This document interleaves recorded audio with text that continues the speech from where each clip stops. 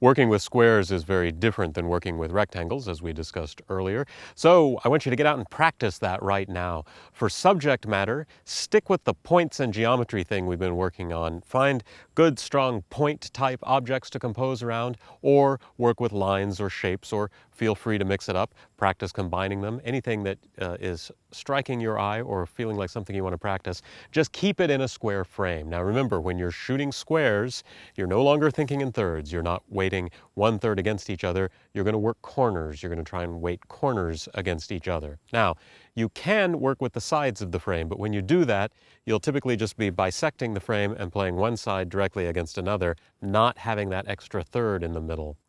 Squares are a great way to frame something in the dead center of your image. That can create a perfectly balanced image if you're doing your work right. The other nice thing about squares with something in the center is you get simply a simpler image because you don't have as much frame to be trying to fill. So, working with squares, get out, give it a try, and see if you can get a feel for how the compositional weight differs from working with rectangles.